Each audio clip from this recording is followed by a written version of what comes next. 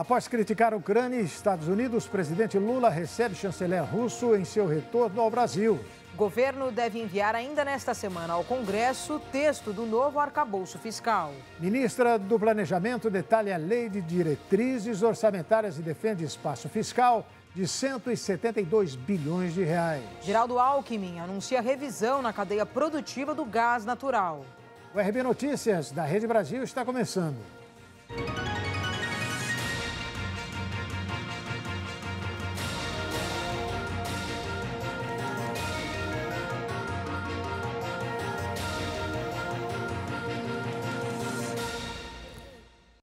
O ministro dos Negócios Estrangeiros da Rússia, Sergei Lavrov, desembarcou no Brasil para uma reunião com o ministro das Relações Exteriores brasileiro, que é Mauro Vieira. A reunião no Palácio do Itamaraty, em Brasília. O presidente Lula deve se encontrar com o chanceler russo após declarações polêmicas sobre a guerra da Ucrânia. Antes de deixar os Emirados Árabes, o presidente Lula conversou com a imprensa e comentou questões internacionais, como a guerra na Ucrânia. Ele defendeu o fim do conflito entre Rússia e Ucrânia. A construção da guerra foi mais fácil do que será a saída da guerra. Nós estamos tentando construir um grupo de países que não tem nenhum envolvimento com a guerra, que não querem a guerra, que desejam construir paz no mundo, para conversarmos tanto com a Rússia quanto com a Ucrânia. Em seu Twitter, o petista afirmou que começar uma guerra é uma decisão de um país, mas sair é uma decisão de dois. E por isso, quer criar um grupo de países para conversar sobre a paz. A agenda internacional do presidente começou na China e terminou nos Emirados Árabes Unidos, onde foi recebido pelo presidente do país do Oriente Médio. Em reunião, os chefes de Estado trataram de acordos comerciais e investimentos bilaterais. Assim como na China, membros do governo brasileiro assinaram 15 acordos com os Emirados Árabes Unidos. O país está entre os 3 principais parceiros comerciais do Brasil na região. Por fim, o presidente retornou ao Brasil e deve se encontrar com Sergei Lavrov, ministro dos Negócios Estrangeiros da Rússia. O petista mal colocou os pés em terras brasileiras e na próxima semana pode viajar para Portugal, o que já vem gerando grandes polêmicas e um certo incômodo à ala de ultradireita local. O presidente Lula, em sua viagem à China, causou polêmica ao culpar mais uma vez a Ucrânia pela guerra no leste europeu. Para o nosso comentarista, Ney Gonçalves Dias, Lula vai contra o princípio brasileiro de neutralidade. Acompanhe. As declarações do presidente Luiz Inácio Lula da Silva, com um viés favorável à China e à Rússia, começaram antes da visita do presidente à China e a Abu Dhabi. Vocês se recordam que antes da viagem o presidente teve um café da manhã com os jornalistas. E nesse café da manhã ele voltou a falar não só da sua intenção de ser intermediário da paz entre a Rússia e a Ucrânia, mas também da responsabilidade da Ucrânia na guerra. Ele fala isso porque a Ucrânia estava prestes a entrar pela OTAN, então que a OTAN ficaria na fronteira com a Rússia. Mas a Finlândia agora acaba de entrar na OTAN, e a Finlândia tem a maior fronteira com a Rússia, são 1.100 quilômetros. A maior fronteira que o país tem com a Rússia é da Finlândia. A Finlândia entrou na OTAN e não teve guerra nenhuma na Finlândia.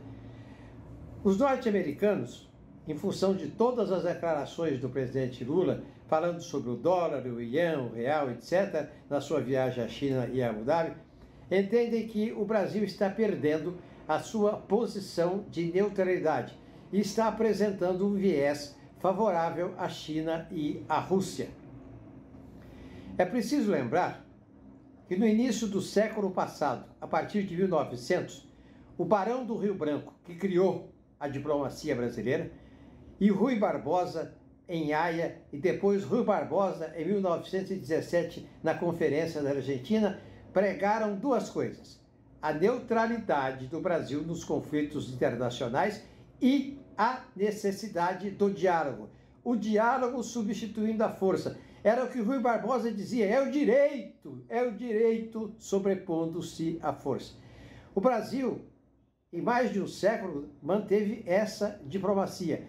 E os norte-americanos acham que agora o Brasil está dispensando essa posição histórica do Itamaraty para ter um viés favorável a dois países em confronto com os Estados Unidos e com a Europa. E o governo deve enviar nesta semana ao Congresso Nacional o projeto de lei complementar do novo arcabouço fiscal. E que deve substituir o teto de gastos, a regra que limita a inflação, o crescimento de grande parte das despesas da União. No fim da semana passada, o ministro da Casa Civil, Rui Costa, disse que a data de entrega seria nesta segunda-feira. O governo ainda não marcou oficialmente.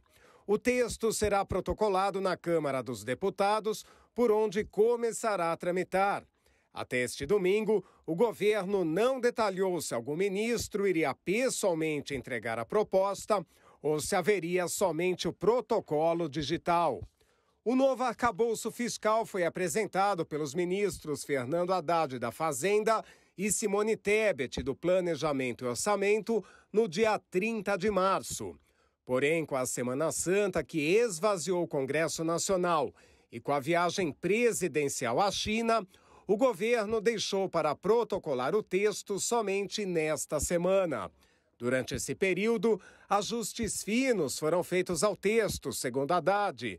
O ministro disse que não haveria mudanças em relação ao texto apresentado no fim de março, mas aperfeiçoamentos pontuais foram feitos. Entre esses aperfeiçoamentos estaria o estabelecimento de um limite para o bônus que poderá ser usado para investimentos públicos. O governo federal enviou ao Congresso a Lei de Diretrizes Orçamentárias de 2024. O documento indica as prioridades do governo para o orçamento do ano que vem. A ministra do Planejamento e Orçamento, Simone Tebet, apresentou detalhes do projeto da LDO, a Lei de Diretrizes Orçamentárias de 2024. Tebet fez a apresentação ao lado do secretário executivo do Ministério do Planejamento, Gustavo Guimarães, e do secretário de Orçamento Federal, Paulo Bijos. O secretário especial da Receita Federal, Robson Barreirinhas, também participou da entrevista. A LDO define metas e prioridades para o orçamento do ano seguinte. A proposta do governo para 2024 condiciona 172 bilhões de reais em despesas, caso o arcabouço fiscal seja aprovado. Segundo o governo, a não aprovação da nova regra fiscal teria potencial para afetar a manutenção e o funcionamento dos órgãos. Com isso, haveria um espaço de somente 24 bilhões de reais para os gastos livres dos ministérios no próximo ano. Por fim, qual foi a saída que nós encontramos jurídica para resolver esse problema? A autorização orçamentária para novos gastos, para o excesso de gastos orçamentários, a depender da aprovação do novo arcabouço fiscal. Então, o que nós estamos chamando de despesas condicionadas à aprovação do arcabouço fiscal. Se não for aprovado o arcabouço fiscal, nós não temos condições de cumprir as despesas que vamos apresentar. Dessa forma, a ministra explicou que não sobrariam recursos para políticas públicas. Nesse cenário, mesmo programas sociais como Bolsa Família e o Minha Casa Minha Vida, por exemplo, correriam risco. Tendo em vista, de acordo com os números, hoje um pouquinho para mais, um pouco para menos, que o espaço fiscal para essas despesas discricionárias hoje estão mais ou menos na ordem de 24 bilhões, esses 24 bilhões são apenas para o custeio da máquina. Água, luz, combustível, no país inteiro, para que a máquina não pare, para que não haja shutdown. Vamos lembrar que despesas são essas? Nós estamos falando que se não aprovarmos o arcabouço fiscal, com alguma alteração ou não, mas o arcabouço fiscal, nós não temos recurso para o Minha Casa Minha Vida, eu não estou enxergando ali, mas nós não temos recurso para a manutenção da malha rodoviária federal, para o desenvolvimento da educação básica, fora, obviamente, o Fundeb. O projeto da LDO havia sido encaminhado ao Congresso na última sexta-feira. O texto propõe salário mínimo de R$ 1.389 para 2024, sem ganho real. Para 2025 e 2026, os valores projetados são de R$ 1.435 e R$ 1.481, respectivamente.